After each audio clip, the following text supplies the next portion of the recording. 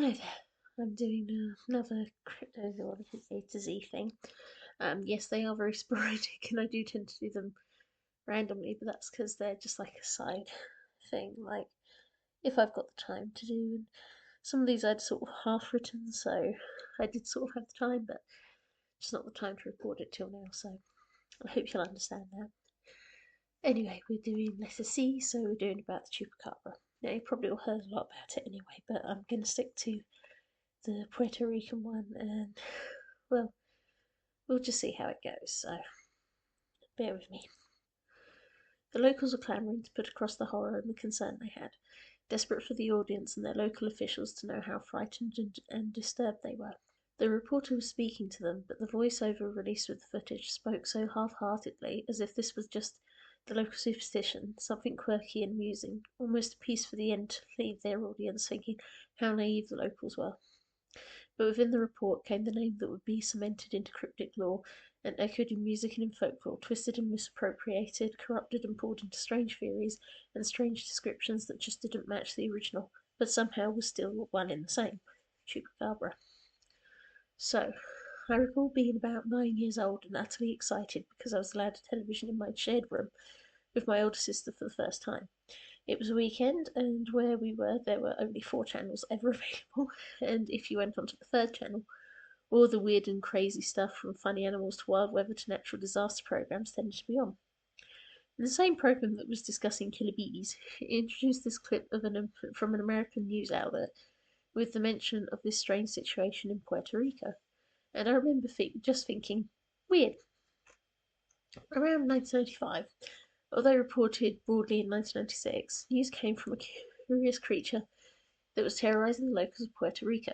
Initially, the information was just regarding livestock deaths, the lack of blood, puncture wounds, and not dissimilar to various news stories in every country about mysterious animal deaths. Certainly in the UK, from the sound of it, this was no different to the kind of thing when a fox got in a chicken coop. But then came the description of the creature from a woman named Madeline Tolentino, who heard the disturbance in her backyard and saw something that no one ever expected to be linked to this sort of livestock killing. She stated it leapt from the ground like a kangaroo and smelled like sulphur. Then someone else came with more, Mr. Guadalupe and his brother-in-law, stating it was 4 or 5 feet tall, had elongated red eyes, and was ugly. More descriptions started to slip in. A pointy, long tongue, grey but then changed colours, a monster, and there was only one thing they wanted to call it, goatsucker, after the first of the more recent reports of killed livestock. Why sucker? The goats found had between 2 and 3 puncture marks in the chest or neck, and the animals appeared drained of blood, with no other obvious wounds and no sign of any other kind of predation. The goats weren't the only animals. Sheep had been killed in a similar way much earlier in the 1970s, but this time the attacks seemed continuous, located in a similar area with all kinds of livestock, let alone rabbits, cats, and dogs dying in a similar way, some in their cages with hardly a sign of disturbance. It was eerie, terrifying, and then when people were seeing something strange escaping away, natural superstitions, which are not unique to the Latin American culture, I should make that inherently clear, ran ripe along with the intentions of the local government, concerns about animal testing centres that were reported to be active in the region, and the overall fear that there was something dangerous outside. No one really cared about this outside Puerto Rico until the name was given.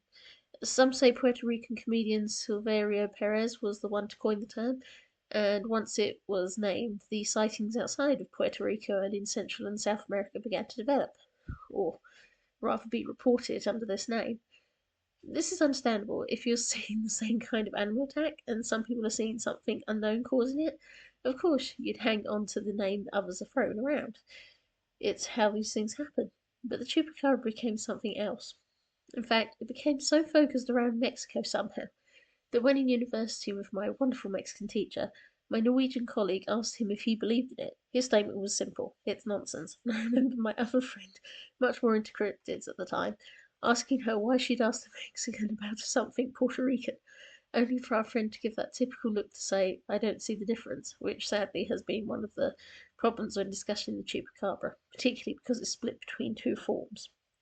We're talking specifically upon the Puerto Rican origin. We'll discuss the other one some other time, but certainly the stereotype that it was a Mexican thing certainly has always meant when you look up things about it and when supposed experts talk about it, they completely blank the original non-canine version where the name came from. In truth, Chupacabra these days is said without any thought to the actual situation it was referring to. Even when you take away the alien looks of the being described, the term is being used for a very common phenomenon wherein animals are killed, seemingly drained of blood, and there is no evidence for why. It's along the same lines as cattle mutilations, only without the unusual removal of the anal cavity, and it's a very big problem noticed in ruminant animals. Often the fault of the deaths is put to disease, then it's put to predator attacks, and most often this is the likely cause. Regarding the lack of blood, which is always a difficult matter to explain away at times, if you watch any animal taking its time to kill prey, it will drink the blood up as it goes. I know this from once watching my cat Cleo, who I nicknamed Chupacabra, having once caught a bird biting a hole in its neck and was having fun pressing it to lap up the blood and even had it squirt on her face. Revolting. In fact, if you own cats, you might notice there's often not much blood pooling around the place because they're quite efficient and killing, and they rather enjoy licking up the blood. If you watch some predators on carcasses, you can witness them licking blood up too, and well, there's always the fact that some predators have been blamed for killing indiscriminately, like the fox in the chicken coop. And there's always the question if this perhaps happened and the predator has taken it away, and the predator hasn't taken it away. The actual crimes associated to the Chupacabra are troubling and hard to deal with situations that most often can be linked to cat predation, but Puerto Rico is a place where this is quite unlikely. The description of the Chupacabra was once suggested to have been a rhesus macaque with some kind of skin infection, or having escaped from an animal testing centre in the area. Considering there's an island of just rhesus macaques used in behavioural research just off Puerto Rico, it seems a potential situation. Certainly, having seen some of the unpleasant looks of these monkeys with certain skin disease and seeing monkeys in the dark that are quite stocky that you're not used to, it can be startling. However, the fact that they were seen at night has always been one of those things that mean misidentification is always possible. But all the witnesses were scared, and that feeling mixed with the loss of their animals in a way that seemed unnatural was very real. When the original reports are looked back on and sometimes discussed, there is a dismissive attitude that it's ignorance that made them fabricate some bogeyman, or that the people were ignorant in general. The fact that the Chupacabra has been conflated with a bogeyman-like entity within the Mexican culture has meant the Chupacabra has been merged into other ideas over and over, and the descriptions have evolved and altered. When we think about how disturbing the situation was for these people, how you can feel when confronted with something you just cannot comprehend, it's problematic in trying to get concerns of people across to the wider world when it is presented in such a manner. The Chupacabra has become a novelty. The devastating damage attributed to it has been ignored, and although my own thoughts is that what was seen might have been a monkey, the actual damage and injuries done is something that's still speculated on, particularly because it's not unheard of to find animals dead in this manner. So, what do I think about the Chupacabra? I think this particular creature, from descriptions, could be misidentifications and may not be the attacker. What I do think of the livestock and pet deaths, well, they're real, and sadly something did that.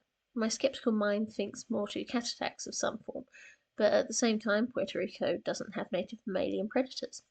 However, monkeys are an introduced and escaped species that still have populations, and we have learnt from studies in Asia that monkeys are quite capable of attacking chicken coops, if desperate enough. But something killed the livestock. It could, of course, even have been humans doing weird things. Sadly, you can't overtake humans out of many equations in livestock deaths. For example, when I was a teenager, there was some strange person cutting the tails off horses that he would get into paddocks with at night, and it escalated to cutting one horse's throat before it was dealt with. The Chupacabra is something altogether separate as an entity now from the place it was reported, due to popular culture and a general dismissive attitude because it was happening somewhere exotic. So separated from its original descriptions, that we have a separate category of Chupacabra to talk about the mangy coyote and coy wolves in Texas. One day I will talk about hope that one day I will talk about that, but you might end up hearing me rant about how little people know about the severity of sarcoptic scabi. But the original thing in Puerto Rico, I don't have an answer, and the situation arose from It's sadly not something that has been seen before. And before you question the alien aspect, I am of the opinion that alien life exists, but in what form and what level of intelligence to say they have abilities to travel through space. In an infinite universe, anything is possible. But do I think they come and see us to do what this guy does? No. Though if it turns out that it is something like that, well, I quote Hitchhiker's Guide to the Galaxy on that. There must be something fundamentally wrong with the universe.